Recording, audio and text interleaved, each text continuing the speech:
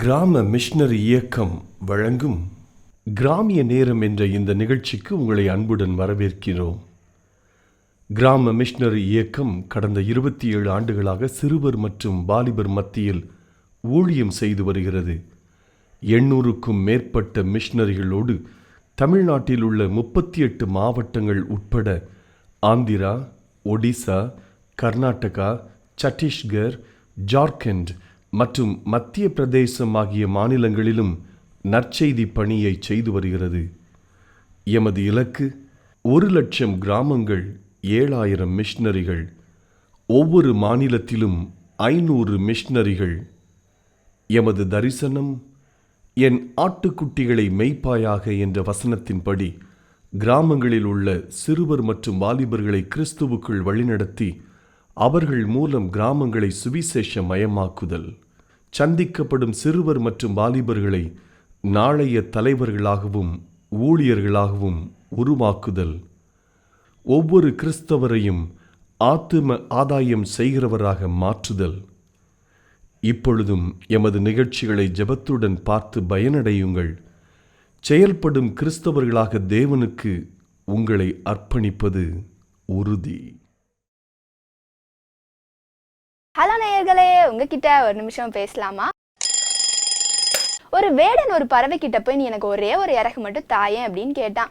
அந்த பறவையும் யோசிச்சது, இந்த ஒரு இறகு கொடுக்கறதுனால எனக்கு எந்த வித நஷ்டமும் இல்லைன்னு நினைச்சிட்டு அந்த வேடன்ட்ட போய் நான் உனக்கு ஒரு இறகு தாரேன், ஆனா அதுக்கு பதிலா நீ எனக்கு என்ன தருவேன்னு அந்த பறவை கேட்டதான். அதுக்கு அந்த வேடன், நீ எனக்கு ஒரு இறகு கொடுத்தனா நான் உனக்கு ஒரு புழு தாரேன்னு சொன்னான். உடனே அந்த பறவையும் ஒரு இறகு கொடுத்துட்டு ஒரு புழு வாங்கி சாப்பிட்டுருச்சு. இப்படியே நாட்கள் போச்சு. ஒரு நாள் அந்த பறவை அதால பறக்கவே முடியல. ஆமாங்க, அது டெய்லி ஒவ்வொரு இறகா கொடுத்து கொடுத்து இப்ப அதுகிட்ட ரொம்ப கம்மியா தான் இறகு இருக்கு. அது கிடைக்கிற இந்த சின்ன பெனிஃபிட்டான அந்த சாப்பாடுல கான்சென்ட்ரேட் பண்ணி அதோட பிளெஸிங் ஆன பறக்கிற எபிலிட்டியே அது இழந்துட்டு. நம்ம வாழ்க்கையிலயும் சில நேரங்கள்ல நம்ம 10 நிமிஷம் போன் பார்த்தா என்ன, ஏன் ஒரே ஒரு சிகரெட் ட்ரை பண்ணா என்ன, இப்படி நம்ம நினைச்சு நிறைய பேர் அவங்க வாழ்க்கையே இழந்திருக்காங்க. வேதத்துல கூட ஒரு வசனம் சொல்லுது, உங்கள் எதிராளியாகிய பிசாசானவன் கெர்ச்சிக்கிற சிங்கம் போல் எவனை விழுங்கலாமோ என்று வகை தேடி சுற்றி திரிகிறான். ஆமாங்க, நம்மளை எப்படியாவது விழ வச்சிடணும்னு சாத்தான் ரொம்ப ட்ரை பண்றான். ஆனா அந்த வலையில விழாதபடி நம்ம அலர்ட்டா இருப்போமா? ஹலோ நேயர்களே, உங்ககிட்ட ஒரு நிமிஷம் பேசலாமா? ஒருத்தருக்கு தன்னோட வீட்டுக்கிட்டக்கு ஒரு அழகான தோட்டம் வைக்கணும்னு ஆசை. அதுக்காக அவரும் எல்லா பிரயாசமும் பட்டாரு. செடி வாங்கி நட்டு வச்சு தண்ணி ஊத்தி உரம் போட்டு எல்லா வேலையும் செஞ்சப்ப அந்த தோட்டத்துல பலனே இல்லை. அது செழிப்பாவே வரல. இதனால அவர் என்ன தெரியுமா செஞ்சாரு, அந்த தோட்டத்துக்குன்னு தனியா ஒரு தோட்டக்காரர் நியமிச்சாரு. அந்த தோட்டக்காரர் வந்த கொஞ்ச நாள்லயே அந்த தோட்டம் ரொம்ப செழிப்பா மாறிச்சு. இதை பார்த்து அவர் ரொம்ப ஆச்சரியப்பட்டு அந்த தோட்டக்காரர்கிட்ட கேட்டாரு. அந்த தோட்டக்காரர் என்ன தெரியுமா சொன்னாரு, இந்த தோட்டத்தை பாத்துக்கிற வேண்டியதுதான் என்னோட ஒரே ஒரு வேலை. அதனால இது என்னோட பிள்ளைகளை போல என்னோட முழு மனசோட நான் பாத்துக்கிட்டேன். அதனாலதான் அந்த செடிகள் இவ்வளோ வேகமா வளர்ந்து இவ்வளோ செழிப்பா இருக்குதுன்னு சொன்னாரு. இதே போலத்தான் நமக்குன்னு கொடுக்கப்பட்ட வேலைகள்ல நம்ம முழு மனசோட அதை ஏசப்பாக்காக செய்யறதா நினைச்சு செய்யும் போது அதுல நம்மளும் அநேக பலன்களை பார்க்க முடியும். அதனால நம்மளோட வேலைகளை ஏசப்பாக்காக செய்யறோம்னு முழு மனசோட செய்வோமா?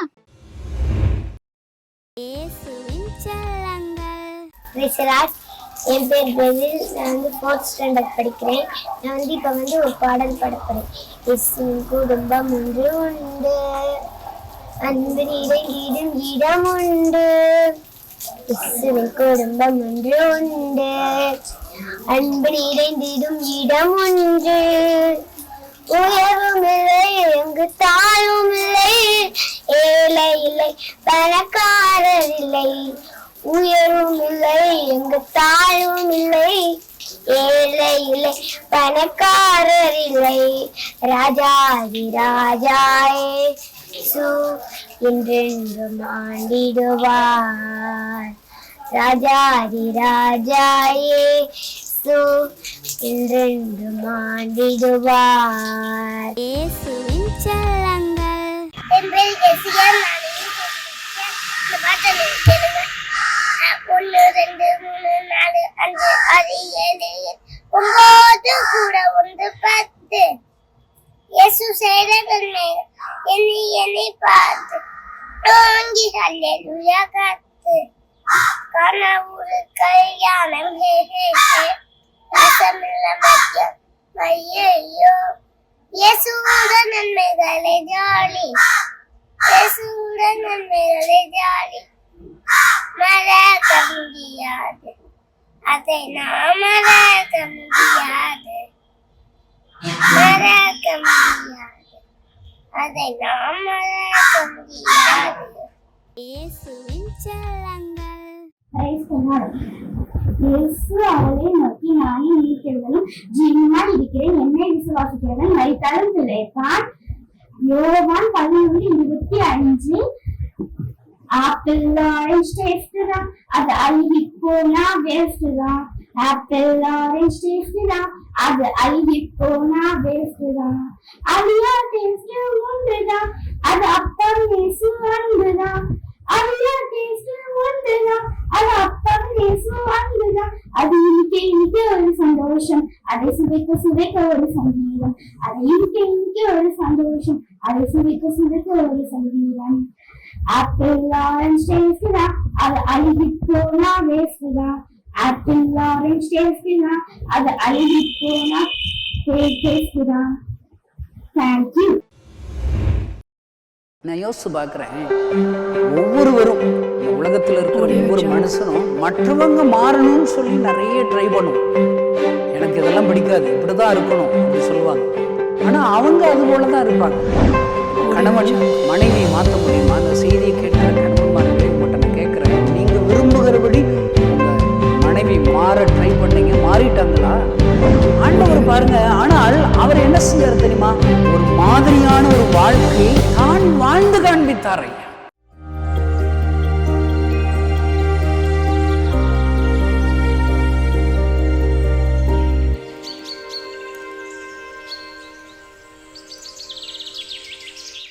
கேள்வி கேட்குறாங்க.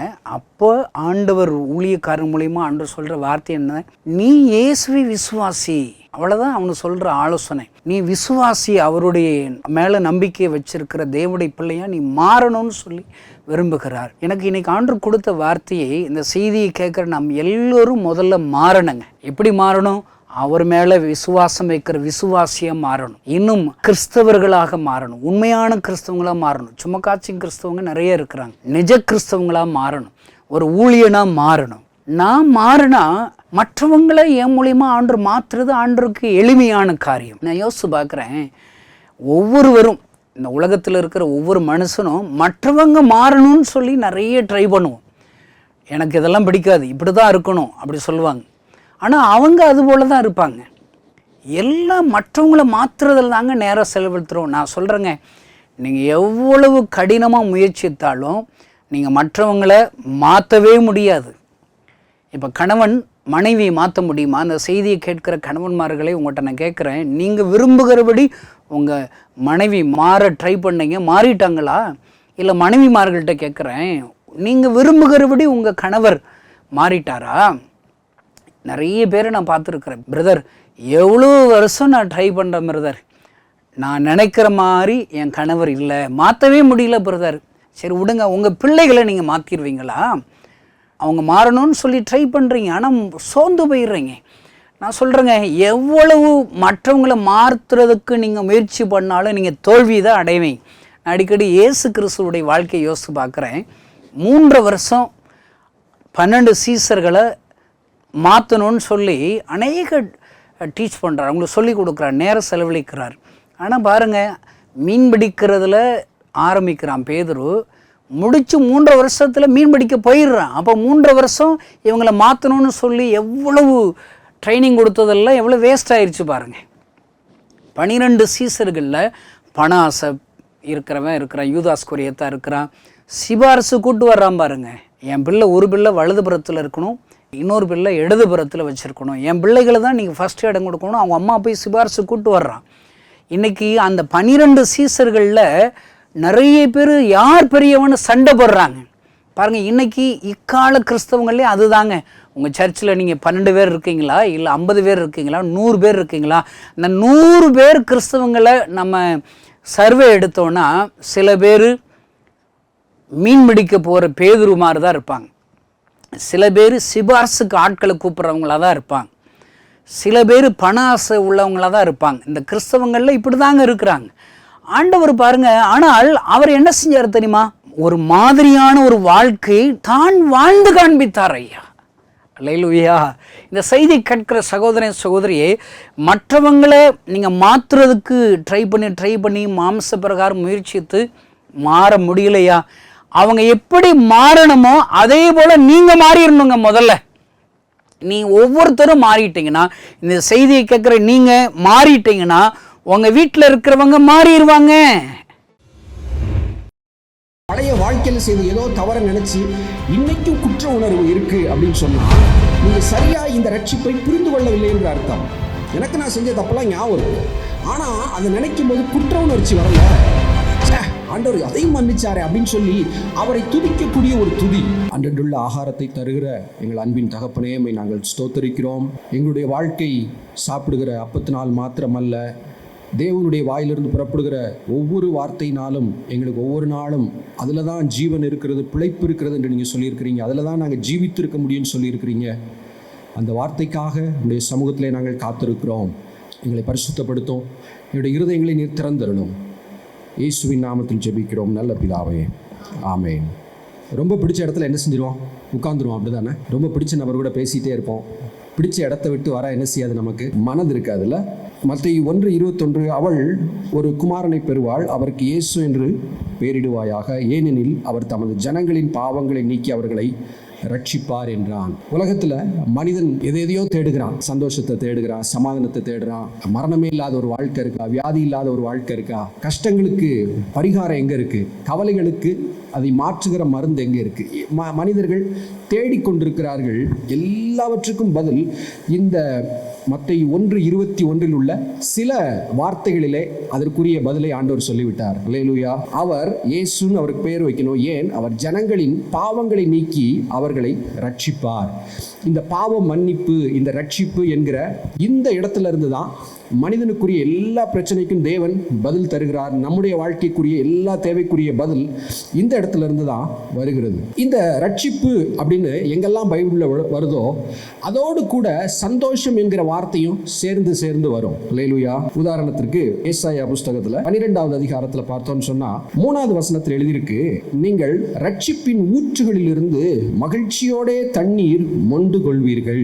எப்படி ஒரு கிணறுல இருந்து தேவையான தண்ணீரை டெய்லி எடுத்து பயன்படுத்துவதற்கு, குடிக்கிறதற்கு, நம்முடைய பயன்பாட்டிற்கு என்று தண்ணீரை எடுத்து மனிதன் பயன்படுத்துகிறானோ, ரட்சிப்பு அப்படிங்கிறது ஒரு கிணறை போல, ஒரு ஊற்றை போல சொல்லப்பட்டு அந்த ரட்சிப்பின் ஊற்றிலிருந்து மகிழ்ச்சியோடு தண்ணீர் மொண்டு கொள்வீர்கள். மனிதனுக்கு வாழ்க்கைக்குரிய மகிழ்ச்சி என்பது இந்த தேவனுடைய பாவ மன்னிப்பு, ரட்சிப்பு என்கிற இந்த இடத்திலிருந்து ஆரம்பித்து வாழ்க்கை முழுவதும் ஒரு மகிழ்ச்சியின் ஊற்றாக நம்ம கூடவே இருக்குது. அல்லேலூயா.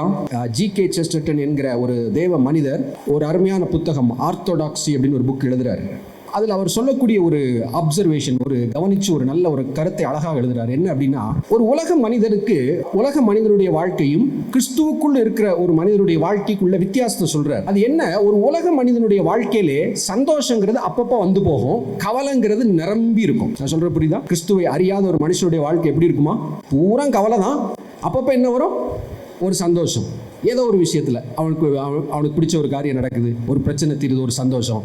என் பிள்ளை கல்யாணம் நடந்துருச்சுப்பா, ஒரு சந்தோஷம். என்னைக்கோ ஒரு சந்தோஷம். ஆனால் ஒரு கிறிஸ்தவனுடைய வாழ்க்கை எப்படி இருக்கு அப்படின்னு ஜி.கே. செஸ்டர்டன் சொல்றாரு அப்படின்னு சொன்னா, வாழ்க்கை முழுவதும் சந்தோஷத்தினால் நிறைந்திருக்கிறது, அப்பப்போ கவலை வந்து போகுது. ரெண்டுக்கு வித்தியாசம் புரியுதா? உலகத்தில் உள்ளவங்களும் கவலையா இருக்காங்க, நம்மளும் சில நேரம் கவலையா இருக்கிறோம். அவர்களுக்கும் நமக்கும் உள்ள வித்தியாசம் என்ன? அவங்க வாழ்க்கை ஃபுல்லா கவலை தான், எப்பயாவது சந்தோஷம் அவங்களுக்கு கிடைக்குது. நமக்கு வாழ்க்கை முழுவதும் சந்தோஷம் தான், எப்பயாவது கவலை என்ன செஞ்சது வந்து போகுது. ரைட். இதுதான் அவர் சொல்லக்கூடிய, இதுதான் கிறிஸ்தவத்துடைய மகிமை. இங்கே சொல்லப்பட்டிருக்கிற ரட்சிப்பின் ஊற்றுகளிலிருந்து மகிழ்ச்சியோடு மொண்டு கொள்ளுதல் என்கிற ஒரு பெரிய ஆசீர்வாதத்தை ஆண்டவர் நமக்கு வைத்திருக்கிறார். சரி, இந்த ரட்சிப்புங்கிறது எப்படி நமக்கு தொடர்ந்து சந்தோஷத்தை கொடுத்து கொண்டே இருக்கிறது அப்படிங்கிறத சில ஒரு வசனங்களை வச்சு விளக்க விரும்புகிறேன். பொதுவாக ரட்சிப்பு அப்படின்னு சொல்லும்போது நம்ம என்ன சொல்லுவோம்? நான் ஸ்கூலில் படிக்கும்போது நான் ரட்சிக்கப்பட்டேன், வாழ்க்கையில் இப்படி நான் ஆஸ்பத்திரியில் ஒரு வியாதியில் இருந்தேன், அப்போ எனக்கு இயேசு கிறிஸ்துவை குறித்து சொன்னாங்க, நான் ரட்சிக்கப்பட்டேன் அப்படின்னு சொல்லி பொதுவாக ரட்சிப்பை ஒரு கிரைசிஸ், வாழ்க்கையிலே ஒரு நாள் நடந்த ஒரு சம்பவம், அன்றைக்கு நான் இயேசுக்கு என் வாழ்க்கையை அர்ப்பணித்தேன் அப்படிங்கிறதுக்கு பொதுவாக இந்த ரட்சிப்புங்கிற வார்த்தை பயன்படுத்தப்படுது. கரெக்ட் தான். அன்னைக்கு நம்ம ஒரு நாள் ரட்சிக்கப்பட்டோம், ஒரு டே, ஒரு குறிப்பிட்ட மாதமோ வருடமோ என்ன செய்யப்பட்டோம்? நம்ம ரட்சிக்கப்பட்டோம். உண்மைதான், நல்லது. ஆனால் பைபிளை நல்லா வாசிச்சு பார்த்தோம்னா ரட்சிப்புங்கிறது அந்த ஒரு நாள் நடந்த நம்முடைய வாழ்க்கையில இயேசு நம்முடைய வாழ்க்கையில பிரவேசித்த அல்லது நாம் அவர் மேல் விசுவாசம் வைத்த அந்த நாள் மட்டும் கிடையாது. இந்த ரட்சிப்புங்கிறது எப்படிப்பட்டது அப்படின்னா, 1 தீமோத்தேயு 4வது அதிகாரத்துல கடைசி வசனம் 16ல பவுல் தீமோத்தேயுக்கு எழுதும்போது, நீ உன்னை குறித்து உன் உபதேசத்தை குறித்து எச்சரிக்கையாயிருன்னு சொல்றாரு. உன்னை குறித்து எப்பயுமே விழிப்பாரு, நீ என்ன பைபிளில் இருந்த சத்தியத்தை எப்படி கற்றுக்கொள்ளுகிற, அதுல எது வலது இடது சாஞ்சிராத, அதுல என்ன செய்ய, எப்பயும் எச்சரிக்கையாயிரு, இவைகளிலே நிலை கொண்டிரு, இப்படி செய்வாயானால் உன்னையும் உன் உபதேசத்தை கேட்பவர்களையும் ரட்சித்து கொள்ளுவாய். எப்படியா ரட்சித்து கொள்ளுவாய். அப்ப இந்த இடத்துல பார்க்கும்போது ரட்சிப்பு அப்படிங்கிறது ஏதோ கடந்த நாள்ல முடிஞ்சது மட்டும் இல்ல, இன்றைக்கும் என்னை குறித்து ஒரு எச்சரிக்கையோடு இருக்கிறேன். நான் என்ன பேசுறேன், என்ன போதிக்கிறேங்கிறத குறித்து எச்சரிக்கையா இருக்கிறேன். அப்படி இருக்கும்போது என்னையும் என்னுடைய வார்த்தைகளை கேட்பவர்களே என்ன செய்வேன், ரட்சித்து கொள்ளுவேன் அப்படின்னு சொல்லும்போது, ரட்சித்து கொள்ளுவாய் அப்படின்னு சொல்லும்போது இது வாழ்க்கை முழுவதும் தொடரக்கூடிய ஒன்று. ரட்சிப்புங்கிறது ஒரு நாள் ஆரம்பமாகிறது, அது என்ன செய்கிறது, வாழ்க்கை முழுவதும் தொடர்ந்து கொண்டே இருக்கிறது. இன்னொரு இடத்துல எழுதியிருக்கு, 1 பேதுரு 1ஆவது அதிகாரம் 5ஆவது வசனம், 1 பேதுரு 1:5 எழுதியிருக்கு, கடைசி காலத்திலே வெளிப்பட ஆயத்தமாக்கப்பட்டிருக்கிற ரட்சிப்பு. எப்படிப்பட்ட ரட்சிப்பா? அந்த வார்த்தை நல்லா கவனிங்க. 1 பேதுரு 1:5, கடைசி காலத்திலே வெளிப்பட ஆயத்தமாக்கப்பட்டிருக்கிற ரட்சிப்புக்கு ஏதுவாக விசுவாசத்தை கொண்டு தேவனுடைய பலத்தினாலே காக்கப்பட்டிருக்கிற உங்களுக்கு அப்படின்னு சொல்லி எழுதியிருக்கு. அப்ப ரட்சிப்பு அப்படிங்கிற அந்த வார்த்தையினுடைய முழுமையை புரிந்து கொள்ளணும். என்றைக்கு நாம் கிறிஸ்துவுக்கு நம்முடைய வாழ்க்கையை ஒப்பு கொடுக்கிறோமோ நம்முடைய ரட்சிப்பு ஆரம்பமாகிறது. கிறிஸ்துவுக்குள் ஒவ்வொரு நாளும் அது தொடருகிறது. இது முடிஞ்சிடல, நம்ம ரட்சிக்கப்பட்டோம் முடிஞ்சிச்சு அப்படிலாம் இல்லை. இது அந்த கடைசி காலத்திலே வெளிப்பட ஆயத்தமாக இருக்கிற ரட்சிப்பு. ஒருவேளை மரணத்திற்கு பின்பு உயிர்த்தெழுதல், புதிய சரீரம் நமக்கு கொடுக்கப்படுகிறது, நித்தியமாக பரலோகத்தில் இருக்கிறது. அங்கே தான் அந்த ரட்சிப்புங்கிறது நிறைவேறுகிறது. ரைட்டா? அப்போ அந்த ரட்சிப்புங்கிறத நம்ம சரியாய் புரிந்து கொள்ளணும். கிறிஸ்தவ சில சபைகளிலே ஒரு உபதேசம் உண்டு. அது என்ன அப்படின்னா, ஒரு முறை ரட்சிக்கப்பட்டால் ரட்சிப்பை இழக்கவே முடியாது அப்படின்னு சொல்லி சில உபதேசங்கள் இருக்கிறது. சில வசனங்களை பார்த்தா அப்படி இருக்கிறது போல இருக்கும். ஞாபகம் வச்சுக்கணும், பைபிளில் இருக்கு. என்னுடைய கையிலிருந்து யாரும் என்ன செய்ய முடியாது, ஒன்றை பறித்து கொள்ள முடியாது அப்படின்னு ஆண்டவர் வாக்கு கொடுக்கிறது உண்மைதான். நம்ம ஒரு நித்திய பாதுகாப்பு நமக்கு இருக்கிறது உண்மைதான். அதே நேரத்தில் அந்த ரட்சிப்பை இழந்து விடக்கூடிய வாய்ப்பு இருக்கவும் செய்கிறது. இப்போ நம்ம தீமோத்தேயுல வாசித்தோம், உன்னை குறித்தும் உபதேசத்தை குறித்து எச்சரிக்கையாயிரு, அப்போது ரட்சித்து கொள்ளுவாயின்னு இருக்குல்ல. அப்போ ஒருவேளை என்னை குறித்து நான் எச்சரிக்கையா இல்லை, எங்கேயோ நான் மிஸ் பண்ணிடுறேன், வாழ்க்கையில் பாவத்தில் விழுந்துடுறேன், என்னுடைய உபதேசத்தில் எங்கேயோ மிஸ் பண்ணிடுறேன், அந்த ரட்சிப்பை இழந்து விடுவதற்கான வாய்ப்பு இருக்கிறது. அப்போ இந்த ரட்சிப்பு என்பதை குறித்த ஒரு கவனம் நமக்கு எப்பயுமே வாழ்க்கையில் இருக்கணும். சரி, இப்போ நான் சொன்னேன் அந்த ரட்சிப்பின் ஊற்றுகளிலிருந்து மகிழ்ச்சியோடு அப்படின்னு சொல்லி எப்படி இந்த வாழ்க்கையின் சந்தோஷமும் ரட்சிப்பும் சேர்ந்து இருக்கிறது அப்படிங்கிறத நான் சொல்ல விரும்புகிறேன். இந்த ரட்சிப்பு நான் இப்போ சொன்னதை பிரித்து யோசிச்சோன்னு சொன்னால் எப்படி பார்க்கலாம்னு சொன்னால், கடந்த கால ரட்சிப்பு அப்படின்னு ஒரு வார்த்தையை கொண்டு வரலாம். அது என்னது? நம்முடைய பாவங்கள் எல்லாம் மன்னிக்கப்பட்டு கிறிஸ்தவ வாழ்க்கை ஆரம்பித்த நாள் கடந்த நாள் ரட்சிப்பு அப்படிங்கிற ஒரு தலைப்புகளை நம்ம யோசிக்கலாம். நிகழ்கால ரட்சிப்பு, இன்னைக்கு பாவத்தை மேற்கொண்டு எப்படி வாழ்றது, ஒருவேளை விழுந்துட்டேன்னா எப்படி மறுபடியும் எழுந்து எப்படி நடப்பது. இன்னொன்று எதிர்கால ரட்சிப்பு. அப்படி இந்த ரட்சிப்பை 3ஆக பிரித்து அதோட சந்தோஷம் எப்படி வருது அப்படின்னு சொல்லி கொஞ்சம் யோசிச்சு பார்த்தா அது நமக்கு பிரயோஜனமாக இருக்கும். கிரேக்க மொழி பேசுகிற பெரிய தத்துவ சாஸ்திரிகள் நிறைய இருந்திருக்கிறாங்க. ஒருவேளை பேர்கள் நம்ம கேட்டிருக்கலாம். அரிஸ்டாட்டல் அப்படின்லாம் ஒருத்தர் இருந்திருக்கிறார். இவங்க நிறைய எழுதியிருக்கிறாங்க. நல்ல மனிதர்களுக்கு ஏற்ற நல்ல ஞானமுள்ள புத்தகங்கள், ஃபிலாசபிலாம் எழுதியிருக்கிறாங்க. ஆனால் அவங்களுக்கு உண்மையான தேவன் இந்த சத்தியங்கள்லாம் அவங்களுக்கு தெரியாது. அவருடைய ஒரு கருத்து என்ன அப்படின்னா, கடவுளால் என்ன செய்ய முடியும், கடவுள்களால் என்ன செய்ய முடியும். கிரேக்க புராணத்தில் நிறைய கடவுள் உண்டு, நிறைய அவங்களால செய்ய முடியும். ஆனா ஒண்ணு செய்ய முடியாதுன்னு அவர் எழுதுறாரு. கடந்த காலத்தை மாற்ற முடியாது. எப்படியா? Even the gods cannot change the past. கடந்த காலத்தை கடவுள் நினைச்சா கூட மாற்ற முடியாது அப்படின்னு ஒன்று சொல்லியிருக்கிறார். கேட்டா ஆமா, எப்படி முடிஞ்சதை எப்படி மாற்ற முடியும் அப்படின்னு நம்ம நினைக்கலாம். ஆனால் கிறிஸ்துவுக்குள் ஒரு சாதாரண ஒரு மனிதன், ஒரு பாவியாகிய மனிதன் இயேசுவை நோக்கி பார்க்கும்போது, ஆண்டவரே என்னுடைய பாவங்களை மன்னியும் சொல்லும்போது, அவன் கடந்த காலத்தில் செய்த பாவங்கள் மன்னிக்கப்படுகிறது. இன்னொரு வார்த்தையில கடந்த காலம் மாற்றப்படுகிறது. அல்லேலூயா. அவ்வளோதான், முடிஞ்சிச்சு. பாவம் செஞ்சாச்சு, இதுக்குரிய தண்டனை அனுபவிச்சு தான் ஆகணும். அப்படி கிடையாது. கிறிஸ்துவுக்குள் நடக்கக்கூடிய மகிமை என்ன, கடந்த காலத்தையும் மாற்றுகிற தேவ வல்லமை என்ன செய்து வெளிப்படுகிறது. ஒரு பெரிய ஒரு ஆசீர்வாதம். பாவங்கள் மன்னிக்கப்படுறதுடைய அந்த சந்தோஷங்கிறது எங்க இருக்கு? குற்ற உணர்வு இல்லாத ஒரு இருதயம். வாழ்க்கையில் ஒரு மனுஷன் தப்பு பண்ணிட்டான்னு சொன்னா அந்த குற்ற உணர்வுங்கிறது ஒன்று தொடர்ந்து கொண்டே இருக்கும். ஒருத்தன் திருடிட்டான், யாருக்குமே தெரியாது, அப்படி வச்சுக்கிடுவோம். ஆனா ஒரு போலீஸ் தன்னை நோக்கி அப்படி சும்மா ரோட்டில் நடந்து வந்தாலே, ஒருவேளை தன்னை தெரிஞ்சிருச்சோ, தன்னை தான் பிடிக்க வர்றாங்களோ அப்படிங்கிற பயம் அவனை தொடர்ந்து கொண்டே இருக்கும். இல்லை அப்படிதானே? வாழ்க்கையில் ஒரு குற்றம் இருக்கும்போது பார்த்துட்டாங்களோ, ஏதோ ஒன்று பேசுவாங்க, நம்மளை பற்றி தான் பேசுகிறாங்களோ அப்படிங்கிற பயம் வந்து ஒரு குற்ற உணர்வோடு சேர்ந்து வந்து கொண்டே இருக்கும். ஆனால் இந்த ரட்சிப்பின் மேன்மை என்ன? என்றைக்கு நம் வாழ்க்கையை இயேசுவிடத்தில் ஒப்பு கொடுத்தோமோ, நம்முடைய பாவங்கள் நமக்கு தெரியும், அதெல்லாம் நம்ம அறிக்கை செய்தோம், அதெல்லாம் 100% மன்னித்து விடுகிறார். அல்லேலூயா. இயேசு கிறிஸ்துவின் ரத்தம் சகல பாவங்களையும் அப்படின்னு சொல்லி இருக்கு. அப்ப ஒரு கிறிஸ்தவனுக்குள்ள ஒரு முழு நிச்சயம் என்ன? எல்லா என்னுடைய பாவங்களையும் ஆண்டவர் மன்னித்து விட்டார். குற்ற உணர்வு என்பதற்கான இடமே கிடையாது. ஏசாயா தீர்க்கதரிசன புத்தகம் 1 அதிகாரத்தில் பார்த்தோம்னு சொன்னா, ஜனங்கள் அங்க ரொம்ப பாவம் செஞ்சு ஆண்டவருக்கு விரோதமாய் கடினப்பட்டு அவ்வளவுதான் அப்படிங்கிற ஒரு நிலையில இருக்கிறவங்களை பார்த்து ஆண்டவர் சொல்றாரு, ஏசாயா 1:18, வழக்காடுவோம் வாருங்கள் என்று கர்த்தர் சொல்லுகிறார். உங்கள் பாவங்கள் சிவேரென்று இருந்தாலும் உறைந்த மலையைப் போல வெண்மையாகும், அவைகள் இரத்தாம்பர சிவப்பா இருந்தாலும் பஞ்சை போலாகும். இந்த ரத்தாம்பரம் அப்படிங்கிறது என்னன்னா ஒரு டை, துணிக்கு போடக்கூடிய ஒரு கலரிங், அது ஒரு கெமிக்கல் டை. அது வந்து ஒரு தடவை ஒட்டிச்சுன்னா அவ்வளோதான், பெர்மனன்ட். ஆனால் ஆண்டவர் என்ன சொல்கிறாரு, அதையும் என்ன செய்ய முடியும், அப்படியே ஒரு வெண்மையான பஞ்சை போல மாற்ற முடியும். இப்போ வாழ்க்கையின் சந்தோஷம், கடந்த கால ரட்சிப்பு அப்படின்னு சொல்லும்போது பாவங்கள் மன்னிக்கப்பட்டதனுடைய முழு நிச்சயம். இந்த செய்தியை கேட்கிற ஒருவேளை யாராவது நீங்கள் பழைய வாழ்க்கையில் செய்த ஏதோ தவறை நினச்சி இன்னைக்கும் குற்ற உணர்வு இருக்குது அப்படின்னு சொன்னால், நீங்கள் சரியாக இந்த ரட்சிப்பை புரிந்து கொள்ளவில்லை என்று அர்த்தம். எனக்கு நான் செஞ்ச தப்பெல்லாம் ஞாபகம் இருக்கு, ஆனால் அதை நினைக்கும் போது குற்ற உணர்ச்சி வரல. ஆண்டவர் அதையும் மன்னிச்சாரே அப்படின்னு சொல்லி அவரை துதிக்கக்கூடிய ஒரு துதி. சங்கீதம் 103 பார்க்கிறோம், என் ஆத்துமாவே கர்த்தரை ஸ்தோத்தரி அப்படின்னு அப்படி ஒரு பரவசமாக எழுதப்படக்கூடிய ஒரு சங்கீதம். அவர் செய்த சகல உபகாரத்தை என்ன செஞ்சிடக்கூடாது, மறந்துடக்கூடாது. அதில் ஃபர்ஸ்ட் எதை லிஸ்ட் அவுட் பண்றாரு, உன் அக்கிரமங்களை எல்லாம், அதுதான் ஃபர்ஸ்ட் இருக்கு அந்த லிஸ்ட்ல பார்த்தீங்கன்னா. அதுதான் பெரிய விடுதலை. அடுத்து நன்மையால் உன் வாயை நிரப்புகிறார், நோய்கள் எல்லாம் குணமாக்கலாம், அடுத்த லிஸ்ட்ல இருக்கு.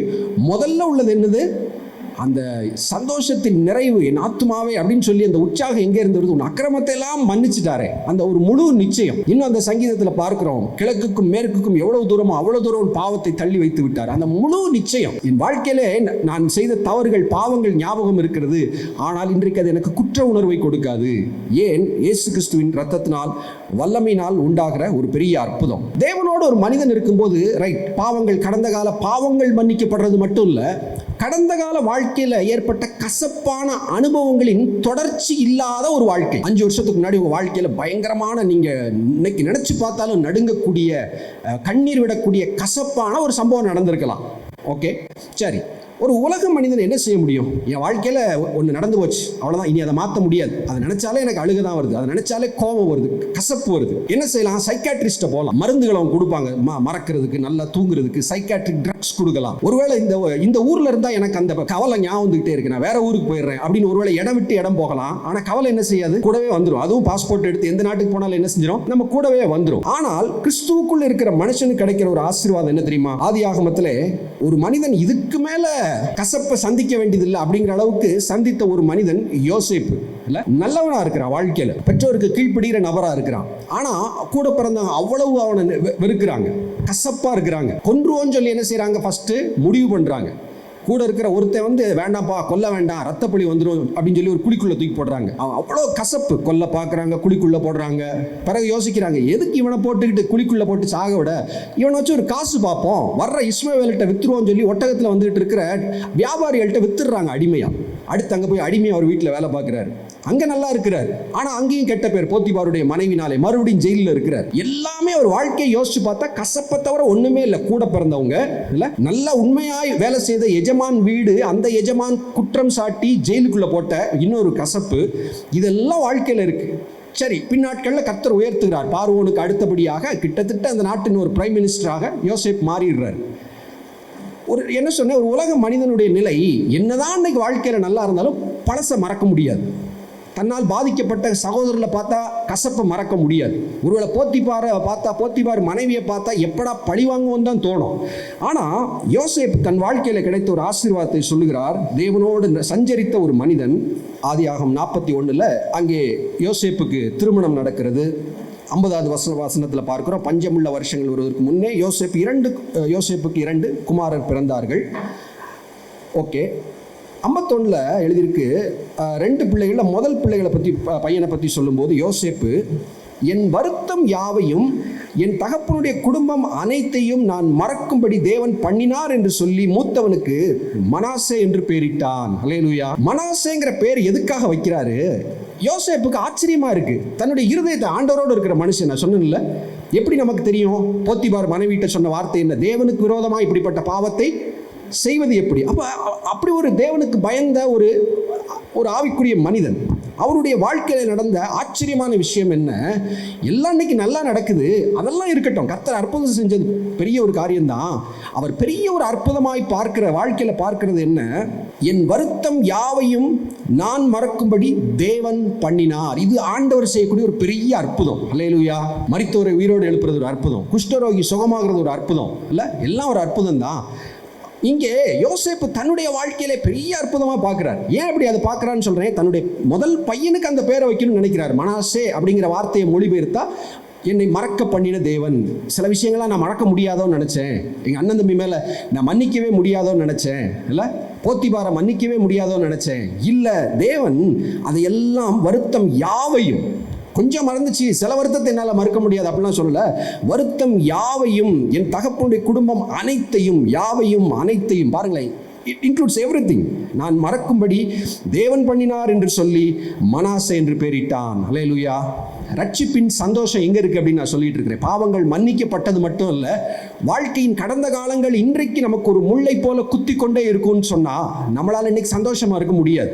இன்னைக்கு யோசேப்பை போல உயர்த்தப்பட்டிருக்கலாம், ஒரு பெரிய ஒரு உயர்வுள்ள இன்னைக்கு இருக்கலாம் வாழ்க்கையில். ஆனால் அந்த பழைய கசப்புகள் இருந்தால் இன்றைக்கு இருக்கிற சந்தோஷங்கள், ஆசீர்வாதங்கள் அது பெரிதாய் தெரியாது, அதுவும் கசப்பாயிட்டே தான் இருக்கிறோம். ஆனால் தேவன் செய்யக்கூடிய ஒரு பெரிய அற்புதம் இந்த மனாசே என்கிற பெயரில் அடங்கி இருக்கிற ஒரு தீர்க்க தரிசன செய்தி இங்கே இருக்கிற எனக்கு உங்களுக்கு ஆண்டவர் ஞாபகப்படுத்துறார். ஒருவேளை இன்னும் ஏதாவது are we carrying the past bitterness, கடந்த கால கசப்புகள், யாரையோ பற்றி கோபங்கள்லாம் நம்ம வச்சுக்கிட்டு இருக்கிறோமா? ஒருவேளை இந்த ரட்சிப்பை நம்ம இன்னும் முழுசாக புரிஞ்சிக்கலன்னு அர்த்தம். இது நம்மகிட்ட இல்லை, என்னால் மறக்க முடியாது. நம்ம சொல்லுவோம், என்னாலலாம் முடியாதுங்க, என்னால் அவனை மன்னிக்க முடியாது, என்னால் அந்த நபரை நீ பார்த்து பேச முடியாது. இது நம்ம என்ன சுபாவம் அப்படி தான் இருக்கும். இருக்கட்டும், அங்கே நம்ம பார்த்த வார்த்தை என்ன? தேவன் பண்ணினார். யோசேப்பு பண்ணலை. யோசேப்பு வந்து ஒரு நல்ல மனுஷன், ரொம்ப ஞானமா தன்னை செல்ஃப் டிசிப்ளின் பண்ணிக்கிட்டார் அப்படிலாம் இல்லை. தேவன் பண்ணினார். 100% யோசேப்புடைய முயற்சியோ தீர்மானமோ அல்ல, மாறாக 100க்கு 100 தேவன் பண்ணினார். நம்ம வாழ்க்கையில் ஒருவேளை அந்த கசப்புகளை மறக்காம இருக்கோம்னா, தேவன் என்னுடைய வாழ்க்கையில கிரியை செய்ய அனுமதிக்கல, அவர் விசுவாசிக்கலன்னு சொல்லி அர்த்தம். அவரால் முடியும். ஆமேன். நம்முடைய சந்தோஷத்தை தடுக்க கடந்த காலத்தில் எந்த ஒரு காரியத்தாலும் முடியாது. இது ரட்சிப்பின் கடந்த காலத்தில் உண்டாகிற ஒரு பெரிய ஒரு மகிமை.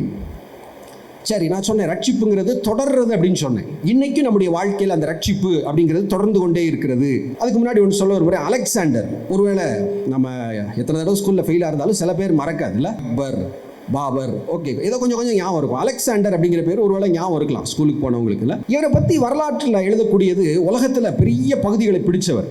இந்தியாவில் பார்டர் வரைக்கும் வந்துட்டாரு. அப்படியே மேப்பில் பார்த்தோம்னா அலெக்சாண்டர் பிடித்த இடங்கள் கிட்டத்தட்ட அந்த நாட்களில் இருந்த உலகத்தை ஒரு 3/4 பிடிச்சிருப்பார் அப்படி சொல்லலாம். உலகத்தை எல்லாம் கான்கேர் பண்ணின மனிதன். ஒரு வரலாற்று ஆசிரியர் அவரை பற்றி எழுதின ஒரு விஷயம், ஒரு லைன் எழுதுறாரு. ஒரே ஒரு பிரச்சனை என்ன, ஒரே ஒரு பரிதாபமான விஷயம் என்ன, அலெக்சாண்டரால் தன்னை கான்கேர் பண்ண முடியல, தன்னை மேற்கொள்ள முடியவில்லைன்னு எழுதுறாரு. நான் சொல்ற புரியுதா? உலகத்தெல்லாம் பிடிச்சிட்டேன், ஆனால் என்ன செய்ய முடியல, என்னால் ஆளுகை செய்ய முடியவில்லை, என்னை மட்டும் என்னால் கண்ட்ரோல் பண்ண முடியல. யாரனாலும் நான் கண்ட்ரோல் பண்ணிடுறேன், பக்கத்து நாடை பிடிச்சி நான் ஆளுகை செய்து விடுகிறேன், என்னால் கண்ட்ரோல் பண்ண முடியல. அலெக்சாண்டர் விஷயத்தில் என்ன தெரியுமா? குடிக்கு அடிமையாகி விடுறார். குடி அவரால் மேற்கொள்ளவே முடியல. அந்த குடிச்சே அவர் செத்து போயிடுறார். அவரை பற்றி சில கதைகள்லாம் உண்டு. குடிச்சு இப்படி அவன் செத்ததை மக்களுக்கு தெரிஞ்சிடக்கூடாதுன்னு சொல்லிட்டு ஒரு நாள் ராத்திரி அவர் முடிவு பண்ணுறார், யாருக்கும் தெரியாமல் ஒரு ஆற்றுல விழுந்து அப்படியே முங்கி நம்ம செத்துடணும். காலையில் பார்ப்பாங்க அலெக்சாண்டரை காணோம், அப்படியே பரலோகத்துக்கு போயிட்டார், இப்போ கடவுள் ஆகிட்டார் அப்படின்னு சொல்லி ஏதாவது நம்ப வைக்கணும்னு சொல்லி முயற்சி பண்ணதால கதைகள் உண்டு. ஊர்ந்து போறாரு, ஆத்துக்குள்ள போய் எப்படியாவது விழுந்துடணும், தூக்கிட்டு வந்துடுறாங்க, ஐயோ அப்படின்னு ராஜாவை காப்பாத்திடுறாங்க. கடைசியில் மிக பரிதாபமாய் செத்ததாக அவரை குறித்து சரித்திரங்கள் சொல்லப்படுகிறது. அப்ப மனிதனுக்குரிய பிரச்சனை என்ன? ஒருவேளை அப்போஸ்தலனாகிய பவுலுடைய வார்த்தைகளிலே ரோமர் 7வது அதிகாரத்தில் 19வது வசனத்தில் சொல்லக்கூடிய ஒரு வார்த்தை, விரும்பி தப்பு பண்றது வேற, தப்பு பண்றது தான் வாழ்க்கை, இது ஒரு அவங்களெல்லாம் விட்டுருவோம். நிறைய மனிதர்களுக்கு பொதுவாக என்ன ஆசைனா நல்லவனா இருக்கணும், நல்லா இருக்கணும், வாழ்க்கை நல்லா இருக்கணும். ஆனால் முடியல. இதுதான் உலக மனிதனுடைய ஒரு பெரிய பிரச்சனை, தன்னை ஆண்டு கொள்ள முடியாத ஒரு நிலை. ஆனால் இயேசு கிறிஸ்துனுடைய ரட்சிப்பு இந்த காரியத்தில் தான் வருது. பவுல் அதை சொல்லிட்டு சொல்றாரு 24 நிர்பந்தமான மனுஷன் நான், இந்த மரண சரீரத்திலிருந்து யார் என்னை விடுதலை ஆக்குவார்? ஐயோ, இதுல இருந்து எனக்கு விடுதலையே கிடையாதா, என்ன மேற்கொள்ளவே முடியலையே அப்படின்னு சொல்லிட்டு அது வந்து ஒரு விரக்தியா சொல்லல, அந்த செய்தியை சொல்ல வருகிறார். அது எப்படி? 25வது வசனம், நம்முடைய கர்த்தராகிய இயேசு கிறிஸ்துவின் மூலமாய் தேவனை ஸ்தோத்தரிக்கிறேன். இயேசு கிறிஸ்துவின் மூலமாய் உண்டான ரட்சிப்புல மட்டும்தான் இந்த என்னை நான் மேற்கொள்ளக்கூடிய ஒரு கிருபை என்ன செய்யப்படுகிறது, கொடுக்கப்படுகிறது. அதுக்கு ரோமர் 8வது அதிகாரத்துல படிச்சா நிறைய அதை குறித்து எழுதியிருக்கும். உதாரணத்துக்கு 10வது வசனத்துல, மேலும் கிறிஸ்து உங்களில் இருந்தால் சரீரமானது பாவத்து நிமித்தம் மரித்ததாயும் ஆவியானது நீதி நிமித்தம் ஜீவனுள்ளதுமாய் இருக்கிறது. ஒரு கிறிஸ்தவ வாழ்க்கையின் இந்த ரட்சிப்பின் தொடர்ச்சியில அங்க நடக்கக்கூடிய பெரிய ஒரு விஷயம் என்ன? ஒவ்வொரு நாளும் பாவத்தை மேற்கொண்டு பரிசுத்தமாய் வாழ்வதற்குரிய பலன் நமக்கு கிடைக்கிறது. ஆட்டோமேட்டிக்கா நடக்காது. நான் ஒரு கிறிஸ்தவனா மாறிட்டேன், ஞானஸ்நானம் எடுத்துட்டேன், அபிஷேகம் பெற்றுட்டேன், இனி பாவமே செய்ய மாட்டேன் அப்படிங்கிற கேரண்டிலாம் கிடையாது. அது ஒரு ஸ்டார்டிங். எனக்குள்ள ஒரு அக்கினி பற்ற வைக்கப்படுகிறது. பழைய ஏற்பாடுல இருக்கும், ஆசாரியன் அக்கினியை காலையிலையும் சாயந்தரமோ அந்த விறகு கட்டளையில மாத்திட்டே இருக்கணும். அக்கினி அமர்ந்திரவே கூடாதுன்னு ஒரு வார்த்தை எழுதியிருக்கும் லேவியர் ஆகமத்துல. பலிபீடத்தின் அக்கினி எரிந்து கொண்டே இருக்கணும். அப்ப எரியறதுக்கு என்ன செய்யணும்? விறகு கட்டையை டெய்லி ஆசாரியன் வைக்கணும். ஆவிக்குரிய வாழ்க்கையில இது எப்படி நடக்கிறது? நம்ம தேவ சமூகத்திலே ஜெபிக்கிற ஜெபம். பவுல் தன்னுடைய ஜெப வாழ்க்கையை சொல்றாரு, இரவும் பகலும் உங்களுக்காக நான் உனக்காக ஜெபிக்கிறேன். காலையில நைட் அவர் ஜெபிக்கிறார். பழைய ஏற்பாட்டு ஒரு ஆசாரியன் எப்படி அந்த விறகு கட்டைகள்லாம் வச்சு அந்த அக்கினி அவிந்து விடாமல் இருக்க தேவ சமூகத்திலே அவர் அந்த ஆவிக்குரிய ஊழியத்தை செய்கிறாரோ, அதே இது ஒரு தனிப்பட்ட மனிதனுடைய வாழ்க்கையிலே ஜெபம் என்கிற நேரத்திலே அந்த அக்கினி புதுப்பிக்கப்படுகிறது. அல்லேலூயா. அந்த அக்கினி இருக்கும்போது பாவம் கிட்டே வராது, ஈஸியா அது போயிடும், அப்படி சாம்பல் ஆயிரும். ஆனால் அது குறைஞ்சிட்டா என்ன ஆயிரும்? அது மேற்கொண்டு விடும். அதுதான் அந்த ரோமர் 8:13வது வசனத்துல இருக்கு, மாம்சத்தின்படி பிழைத்தால் சாவீர்கள். கிறிஸ்தவனை பார்த்து சொல்றாரு, நீ மாம்சத்தின்படி உன்னுடைய பலன் ஜெபம் இல்லாத ஒரு வாழ்க்கையில நீ பிழைக்க முயற்சி பண்ணேன்னா நீ செத்து போவ. ஆனா ஆவியினாலே சரீரத்தின் செயலை அழித்தால் பிழைப்பீர்கள். இன்னைக்கு எப்படி நான் என்னுடைய சரீரத்தில் இருக்கிற குறைகள், பாவ சுபாவங்களை எப்படி ஜெயிக்கிறது? ஆவியினாலே சரீரத்தின் செயல்களை அழித்தல். இது எப்படி அழிக்கப்படும்? மறுபடியும் அதுதான் ஜெபம். ஜெபம் என்கிற இடத்துல தேவ சமூகத்துக்கு போகிறோம். பரிசுத்த ஆவியானவர், சுட்டரிக்கிற ஆவியானவர் நம்மை ஒவ்வொரு நாள் என்ன செய்யறார்? நமக்குள்ள இருக்கிற குறைகளை அவர் சுட்டரிக்கிறார். அல்லேலூயா.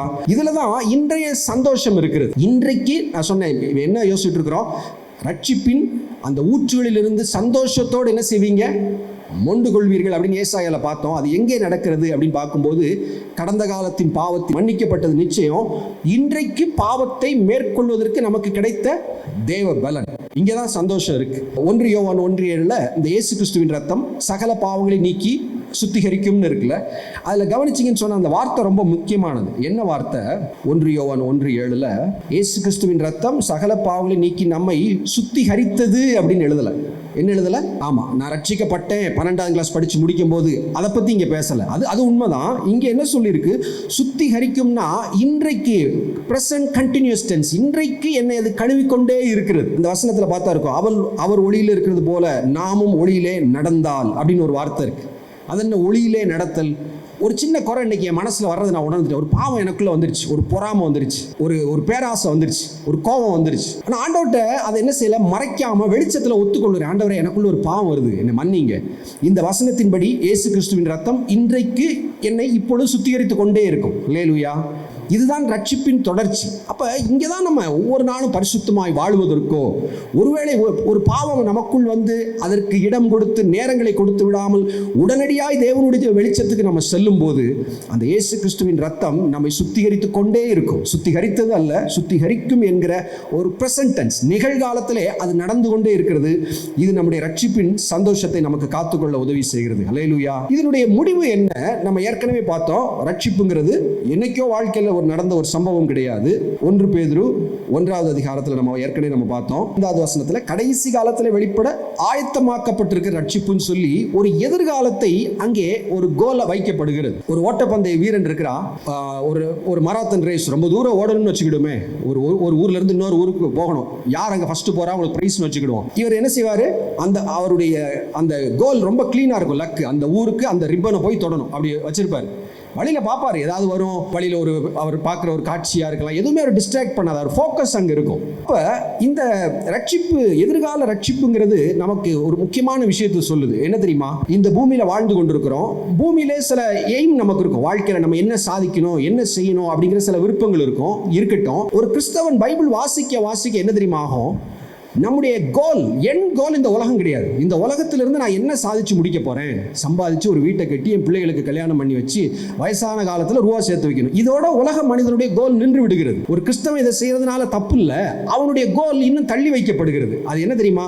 நம்முடைய குடியிருப்போ பரலோகத்தில் அப்படின்னு எழுதியிருக்கு. அப்ப இங்க முடிய போறது இல்லை, வரக்கூடிய ஒரு நித்திய வாழ்க்கை ஒரு கிறிஸ்தவனுடைய சிந்தையிலே அதுதான் முதன்மையா இருக்கணும். இயேசு கிறிஸ்து பாத்தீங்கன்னா எந்த ஒரு சத்தியத்தை சொல்லும் போதும் அதனுடைய போக்கஸை எதிர்காலத்துக்கு ஃபோக்கஸ் பண்ணுவார். உதாரணத்திற்கு மத்தேயு 6வது அதிகாரம் மலை பிரசங்கத்தில் சம்பாதிக்கிறோம், சேர்க்கிறோம், அதனுடைய ஃபோக்கஸ் எப்படி இருக்கணும் அப்படின்னு அங்கே ஆண்டவர் சொல்லுகிறார். 6வது அதிகாரத்தில் 19 சொல்றாரு, பூமியிலே உங்களுக்கு பொக்கிஷங்களை சேர்த்து வைக்க வேண்டாம், இங்கே தானே சேர்த்து வைக்க முடியும் அப்படின்னு யோசிக்கிற நமக்கு, இங்கே வேண்டாம், இங்கே பூச்சி துருவெல்லாம் அதை கெடுக்கும், திருடங்க திருடிட்டு போயிடலாம்.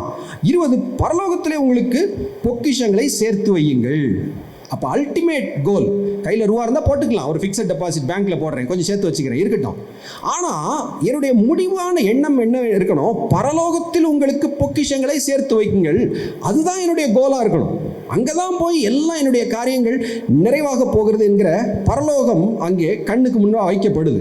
5வது அதிகாரத்தில், அதுக்கு முந்தின அதிகாரத்தில் பார்த்தீங்கன்னா, ஒருவேளை என் நிமித்தம் துன்பப்பட்டு சுவிசேஷத்துக்காக நீ கஷ்டப்படுறியா, நீ ஒரு கிறிஸ்தவன் ஆனதுக்காக நீ உபத்திரவப்படுறியா, உனக்கு என்ன அப்படின்னு சொல்லும்போது 11 சொல்றாரு, என் நிமித்தம் உங்களை ஒருவேளை அப்படி துன்பப்படுத்தினா, 12 சொல்றாரு, 5:12 சந்தோஷப்பட்டு களி கூறுங்கள், பரலோகத்தில் உங்கள் பலன் மிகுதியாயிருக்கும். வாழ்க்கையுடைய இன்றைய பாடுகளை நம்ம எப்படி பார்க்கிறோம்? இயேசுவுக்காக நான் வாழ்கிற வாழ்க்கை, சுவிசேஷத்திற்காக நான் எடுக்கிற முயற்சியில் வரக்கூடிய கஷ்டங்கள், போராட்டங்கள், அதை எப்படி நம்ம பார்க்கிறோம்? இதற்கு ஒரு பெரிய பலன் பரலோகத்தில் எனக்கு காத்து கொண்டிருக்கிறது. அந்த ரெகக்னேஷன் வரும்போது இது பெரிய பிரச்சனையா தெரியாது. பவுல் தன்னுடைய வாழ்க்கையில வந்த போராட்டங்களை, ஒரு நாள் நான் ரொம்ப கஷ்டப்பட்டேன்னு பொதுவாக அவர் சொல்லவே மாட்டார். ரொம்ப கஷ்டப்பட்டார், நமக்கு தெரியும், ரொம்ப அடிக்கப்பட்டார், ஜெயிலு, கல்லை கொண்டு எரிஞ்சு, சாட்டையால கட்டையால அடி, அவ்வளவு அடி வாங்கினவர், நான் ரொம்ப கஷ்டப்பட்டேன் அப்படிலாம் சொல்ல மாட்டார். அதிசீக்கிரத்தில் நீங்கும் இந்த என்னன்னு சொல்லுவாரு? லேசான. என்னென்ன எப்படி சொல்றீங்க, அது எப்படி உங்களால லேசுன்னு சொல்ல முடியுது? இங்கே சொல்லப்பட்டிருக்கிற பரலோகத்தில் எனக்கு ஒரு பலன் இருக்கிறது என்கிற இந்த இயேசு கிறிஸ்துவினுடைய வார்த்தைகள் அவருடைய இருதயத்தை நிரப்பி இருக்கிறதுனால இக்காலத்து பாடுகள் இனி வரும் மகிமைக்கு ஒப்பிடத்தக்கது அல்ல அப்படின்னு அந்த ஒரு கம்பேரிஷன்ல இன்றைக்கு உள்ள கஷ்டங்கள் எல்லாம் அவருக்கு பெருசாவே தெரியல. நான் சொல்ல வருவது என்ன? ரட்சிப்பு என்பது என்ன? ஒரு நாள் நம்முடைய வாழ்க்கையில் ஆரம்பித்தது, இன்றைக்கு அந்த இயேசு என்கிற நாமத்தினால் உண்டாகிற பாவ மன்னிப்பின் ரட்சிப்பு, பாவத்தை மேற்கொள்ளுகிற அந்த ரட்சிப்பு இன்றைக்கு நமக்குள் கிரியை செய்து கொண்டே இருக்கிறது. இந்த ரட்சிப்பு இன்னும் முடிந்து போய் விடவில்லை. ஒரு நாள் பரலோகத்தில் தான் அது போய் நிறைவேற போகிறது. அங்கே போய் தான் அந்த ரட்சிப்புங்கிற இந்த ஒரு வார்த்தைகளுடைய முழுமையான நிறைவு பார்க்க போகிறோம். அப்போ நம்முடைய ரட்சிப்பு அது பரலோகத்தில் இருக்கிறது, அதன் முடிவு என்பதை அடிக்கடி நம்ம ஃபோக்கஸ் பண்ண வேண்டும் அப்படின்னு சொல்லி ஆண்டவர் விரும்புகிறார். அந்த 1 பேதுரு 1 மறுபடியும் அதில் வசனங்களை வாசித்து நம்ம ஜெபித்து முடிக்கலாம். 1 பேதுரு 1:3 கவனிப்போம். நம்முடைய கர்த்தராகிய இயேசு கிறிஸ்துவின் பிதாவாகிய தேவனுக்கு ஸ்தோத்திரம் உண்டாவதாக. அவர் இயேசு கிறிஸ்து மரித்தோரிலிருந்து எழுந்ததினாலே அழியாததும் மாசற்றதும் வாடாததுமாகிய சுதந்திரத்திற்கு ஏதுவாக. பைபிளில் சுதந்திரம் அப்படிங்கிற வார்த்தை வரும்போது நல்லா ஞாபகம் வச்சுக்கணும், அது என்ன அப்படிங்கிறத நீங்கள் தெரிஞ்சுக்கணும். நம்மகிட்ட உள்ள பைபிள் ஒரு 150 வருஷங்களுக்கு முன்னாடி மொழிபெயர்க்கப்பட்டது. தமிழ் வார்த்தைகள் மதுரையில் பயன்படுத்துகிற தமிழ், சென்னையில் பயன்படுத்துகிற தமிழ் வித்தியாசம் இருக்கிறது போல ஒவ்வொரு காலத்திலையும் மொழியினுடைய பயன்பாடுகள் கொஞ்சம் கொஞ்சம் மாறும்.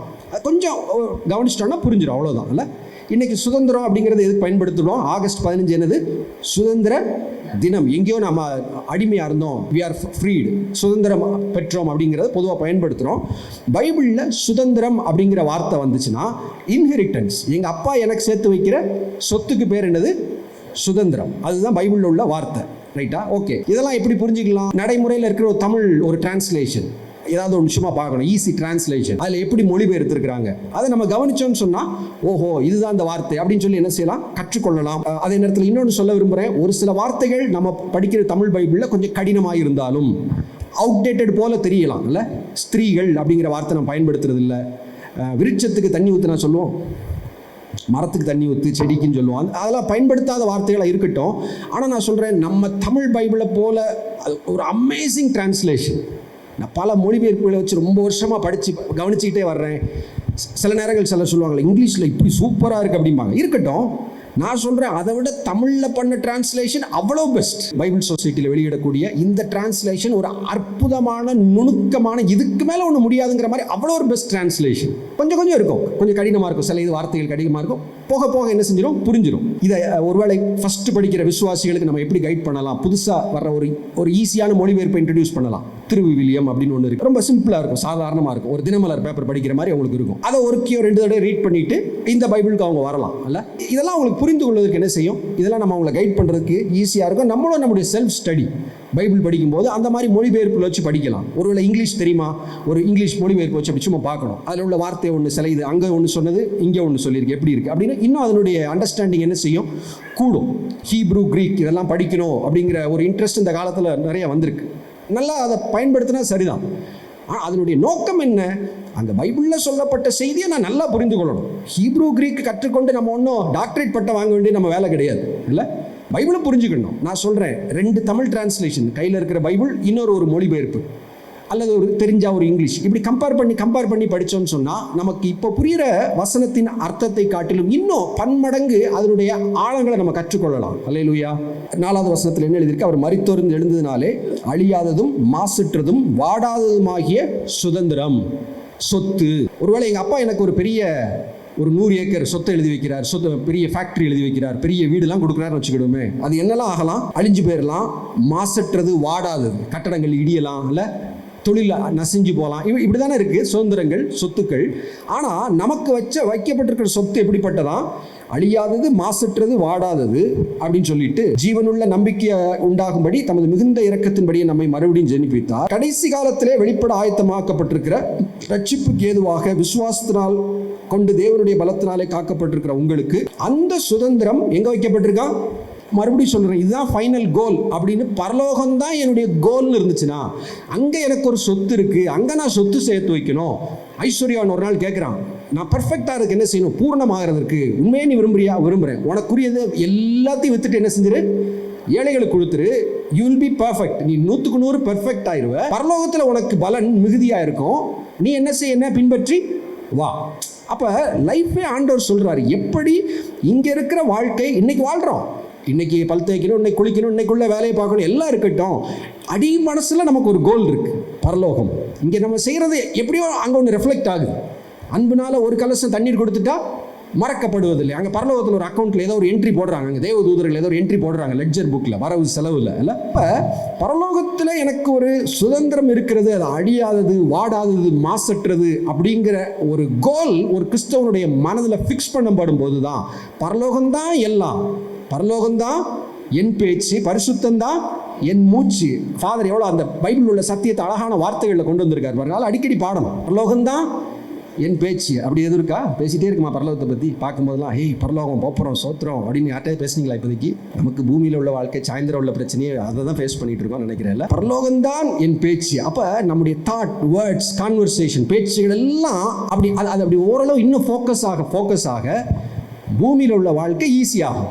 பூமி தான் உங்கள் ஃபோக்கஸாக இருக்குது. பூமியில் உள்ள வாழ்க்கை இன்னைக்கு என்ன செய்ய போகிறேன், அடுத்து 10 வருஷம் கழிச்சு என்ன செய்ய போகிறேன், இதை மட்டும்தான் நான் யோசிப்பேன்னு சொன்னால் ஒருவேளை பரலோகத்தையும் மிஸ் பண்ணிடலாம், பூமியும் நரகமாக மாறிடலாம். கடைசி காலத்தில் வெளிப்பட ஆயத்தமாக்கப்பட்டிருக்கிற, பரலோகத்தில் வைக்கப்பட்டிருக்கிற இந்த சுதந்திரத்தை நாம் பார்த்து கொண்டே இருக்க அழைக்கப்படுகிறோம். அதனுடைய ரிசல்ட் 1 பேதுரு 1:6 எழுதியிருக்கு. நமக்கு கிடைக்கக்கூடிய ஆசீர்வாதம் ஒவ்வொரு நாளும் வந்து கொண்டே இருக்கிற ஒரு சந்தோஷத்தை ஆண்டவர் நமக்கு வைத்திருக்கிறார். நான் ஏற்கனவே சொன்னேன், கவலை வருமா, இருக்கும். நம்ம பார்த்த பேதுரு, இதில் நீங்கள் மிகவும் சந்தோஷப்படுகிறீர்கள், அதிலே எழுதியிருக்கோம், துக்கமும் பட வேண்டியது இருக்குதுன்னா அடுத்து கொஞ்சம் இருக்கட்டும். ஆனால் நம்ம சொன்ன ஆரம்பத்தில் ஜி.கே. செஸ்டர்டன் சொன்னது, கிறிஸ்துவுக்கு வெளியே இருக்கிற வாழ்க்கை, ஒரு ரட்சிக்கப்படாத மனிதனுடைய வாழ்க்கை ஃபுல்லாக கவலை தான், எப்பயாவது சந்தோஷம் வரும். ரட்சிக்கப்பட்ட மனிதனுக்கு ஃபுல்லாக சந்தோஷம்தான், எப்பயாவது என்ன செய்யுது, கவலை வருகிறது. இதுவும் இல்லாத ஒரு பரலோகத்துக்கு நம்ம போய் கொண்டிருக்கிறோம். உங்களை மூடி செபிப்போம். அன்பின் பிதாவே, நமக்கு நாங்கள் நன்றி செலுத்துகிறோம். வாழ்க்கை முழுவதும் நாங்கள் ஆண்டவரே மகிழும்படி இந்த ரட்சிப்பின் ஊற்று என்பதை எங்கள் வாழ்க்கையிலே கர்த்தர் கொடுத்திருக்கிற பெரிய ஒரு ஆசீர்வாதத்திற்காக நன்றி செலுத்துகிறோம். பாவங்கள் மன்னிக்கப்பட்டு பாவங்களை மேற்கொண்டு பாவமே இல்லாத ஒரு நித்திய பரலோகத்திற்கு போகிற இந்த மகிமையான இந்த ரட்சிப்பின் அனுபவம் ஆண்டவரே, இந்த ஆவிக்குரிய கிருபைக்காக உமக்கு நாங்கள் நன்றி செலுத்துகிறோம். இந்த ரட்சிப்பிலே நிலைத்திருக்க ஆண்டவரே, நீ கேட்ட சத்தியங்களின்படி எங்களுடைய வாழ்க்கையிலே கர்த்தராகிய இயேசு கிறிஸ்துவின் நாமத்தில் உள்ள இந்த ரட்சிப்பை நாங்கள் இன்னும் ருசிக்க எங்களுக்கு கிருபை தாரும். ஒருவேளை கடந்த கால நிகழ்வுகள் மனிதர்கள் மேல் உள்ள கசப்பினால் இந்த சந்தோஷத்தை ஆண்டவரை யாராவது இந்த வார்த்தையை கேட்கிறவங்க இழந்திருப்பாங்கன்னு சொன்னா, ஆண்டவரே, மனாசே என்கிற பெயர் தேவன் செய்தார் என்கிற இந்த ஒரு அற்புதத்தை விசுவாசித்து தேவனால் என் கடந்த கால கசப்பை ஒருவேளை மன்னிக்க முடியாத நிலைகளை மாற்ற முடியும் என்கிற ஒரு அற்புதத்தை ஆண்டவரே மனாசேயின் தேவன் செய்ய முடியும் என்கிற நிச்சயத்தை இந்த நாள் தருவீராக, விடுதலை தருவீராக, உம்முடைய நாமத்தை இவருடைய வாழ்க்கையிலே மகிமைப்படுத்துவீராக. இயேசுவின் நாமத்தில் ஜெபிக்கிறோம் நல்ல பிதாவே. இயேசு கிறிஸ்துவின் இனிய நாமத்தினாலே கிராம மிஷனரி இயக்க பங்காளர்களுக்கு, குடும்பத்தார்களுக்கு எங்களுடைய அன்பின் வாழ்த்துக்கள். ஆண்டவர் கிருபையினாலே 27 வருடங்களாக இந்த ஊழியத்தை கிரமமாக செய்வதற்கு ஆண்டவர்கள் கிருபை கொடுத்தார். 800 மிஷனரிகள் இருக்கிறார்கள். பயிற்சியில் அநேக மிஷனரிகள் சேர்ந்து கொண்டே இருக்கிறார்கள். வட மாநிலத்தில் ஆந்திரா, ஒரிசா, குஜராத், சத்தீஸ்கர் என்ற இந்த ஊழியத்தின் எல்லைகள் விரிவாக்கி கொண்டே இருக்கிறார். கடவுளுக்கு சித்தமானால் அடுத்த 3 வருடத்தில் வட மாநிலத்தில் மத்தியில் 500 மிஷனரிகளை எழுப்பி அவர்களை பயிற்றுவிச்சு இந்தியாவில் இருக்கிற எல்லா மாநிலத்திற்கு அனுப்பி வைக்க வேண்டும் என்று சொல்லி ஒரு பெரிய ஒரு இலக்கை ஆண்டு கொடுத்திருக்கிறார். அல்லேலூயா. இன்னும் பாருங்க, தமிழ்நாட்டில் 310 தாலுக்காக்கள் இருக்குது. இந்த 310 தாலுக்கால தேவரால் குழுக்களை எழுப்ப சொல்லி இருக்கிறார்.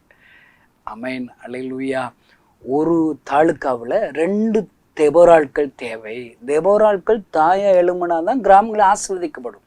தேபோரால் எழும்பலையா கிராமங்கள் பாழாய் போயிடும். உங்கள் பகுதிகளில் குடும்ப பெண்களாக இருக்கீங்களா? உங்கள் பிள்ளைகளில் ஸ்கூலுக்கெல்லாம் அனுப்பிவிட்டு ஒரு 10 மணிக்கு ஃப்ரீ ஆவீங்களா? நாங்கள் எங்களுடைய ஊழியத்திற்கண்டு ஒரு சின்ன ஒரு ஜப வீட்டை வாடகைக்கு ஆயத்தப்படுத்தலாம் என்று நினைக்கிறோம். ஒருவேளை உங்கள் தாலுக்காக்களில் ஊழியத்திற்கென்று எங்களுடைய வீடை கொடுக்க ஆசைப்படுகிறோம் என்று சொல்வீர்களான நீங்கள் கொடுக்கலாம். அந்த வீட்டை நாங்கள் எப்படி பயன்படுத்துவோம்? நாங்கள் ஆண்டவர் கொடுக்குற 2 தேபோராட்களை ஒவ்வொரு நாள் 10 மணிக்கு அந்த வீட்டிற்கு வரணும், அந்த ஜெப வீட்டிற்கு வரணும். 10 மணிலேருந்து 1 மணி வரைக்கும் எழுப்புதலுக்காக அவர்கள் ஜெபிப்பார்கள். ஜெபித்து முடிச்சுட்டு அவர்கள் கிராமங்களுக்கு ஊழியம் செய்யும்படி ஏதாயும் ஒரு ஊழியத்தை நிறைவேற்றிவிட்டு அவர்கள் வீட்டிற்கு சென்று விடுவார்கள்.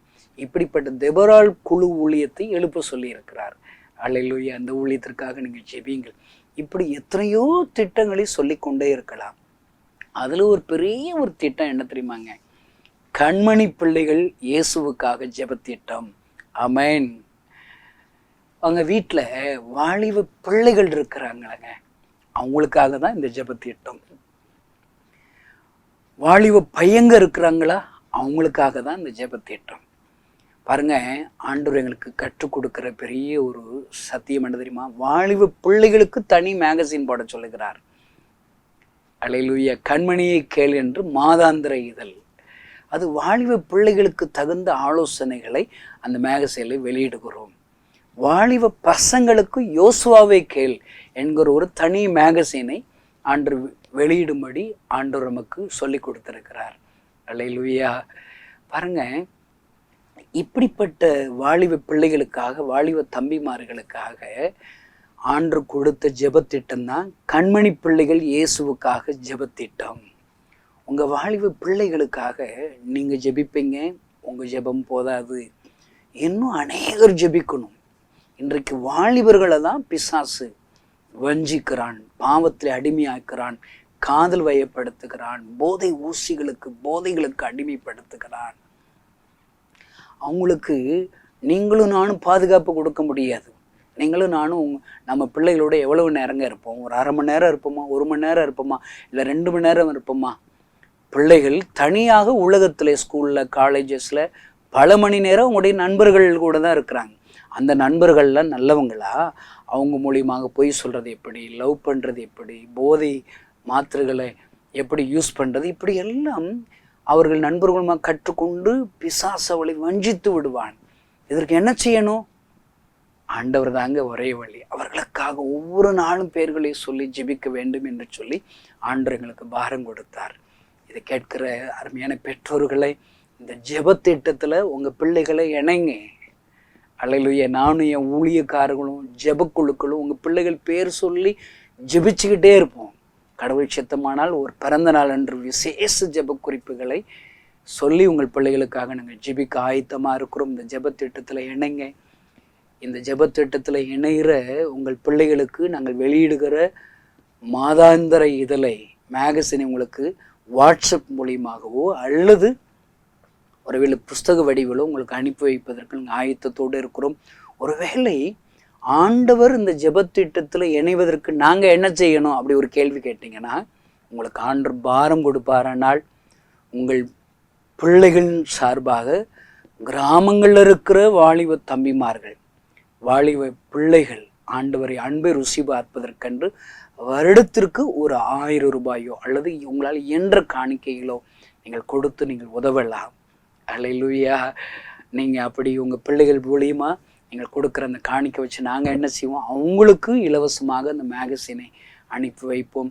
அவர்களை இப்படிப்பட்ட வாலிபர் முகாம்கள் நாங்கள் ஒழுங்கு செய்கிற வாலிபர்கள் பங்கு வருவதற்கு அந்த காணிக்கைகளை எங்கள் பயன்படுத்தலாம்.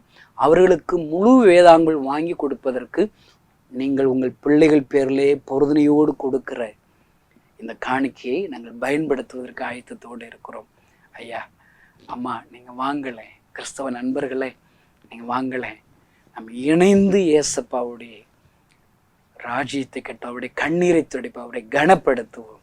அல்லேலூயா. இதை குறித்து உங்களுக்கு எந்த ஆலோசனை வேணாலும் என்னோடு எங்களுடைய ஊழியக்காரர்களோடு கூட தொடர்பு கொள்ளலாம்.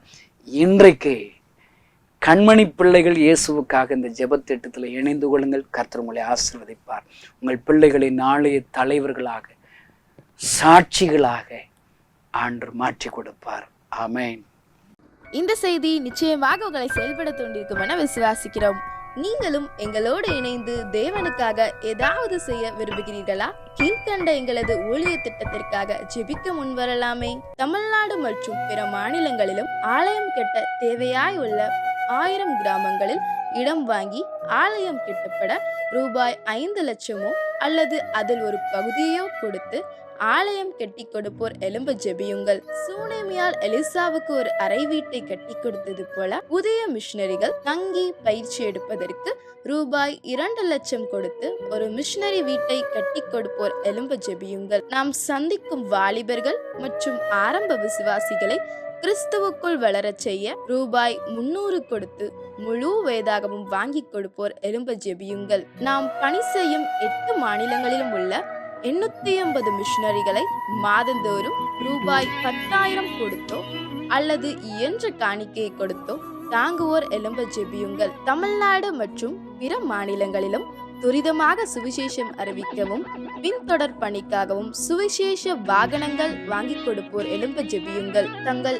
வாலிப மற்றும் சிறு பிள்ளைகள் ரட்சிக்கப்பட, அபிஷேகிக்கப்பட மற்றும் இயேசுவுக்கு சாட்சியுள்ள பிள்ளைகளாக வளர கண்மணி பிள்ளைகள் இயேசுவுக்காக திட்டத்தில் தங்கள் பிள்ளைகளை இணைக்கிற பெற்றோர்கள் எழும்ப ஜெபியுங்கள். இந்தியா முழுவதிலும் இன்னும் துரிதமாக நம் மிஷனரி பணிகள் நடக்க மாதந்தோறும் அல்லது வருடத்திற்கு ஒரு முறையாவது ரூபாய் 1000 கொடுத்து எழுப்புதல் விரும்பும் பங்காளர் திட்டத்தில் இணைகிற அநேகர் எழும்ப ஜெபியுங்கள். மேலும் எங்களோடு தொடர்பு கொள்ள விரும்பினால் திரையில் காணும் எங்கள் முகவரியும் குறித்துக் கொள்ளுங்கள். கிராம மிஷனரி இயக்கம், தபால் பெட்டி எண் 51, விருதுநகர் 626001. இந்த நிகழ்ச்சியையோ அல்லது எங்கள் ஊழியத்தையோ நீங்கள் தாங்க விரும்பினால் எங்கள் தொலைபேசி எண்ணை குறித்துக் கொள்ளுங்கள். 7378000444. கர்த்தர் தாமே உங்களை ஆசீர்வதிப்பாராக.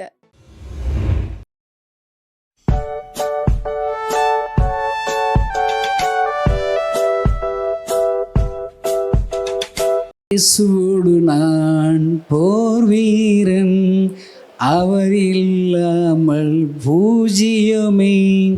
இயேசுவோடு நான் போர் வீரன், அவர் இல்லாமல் பூஜ்யமே.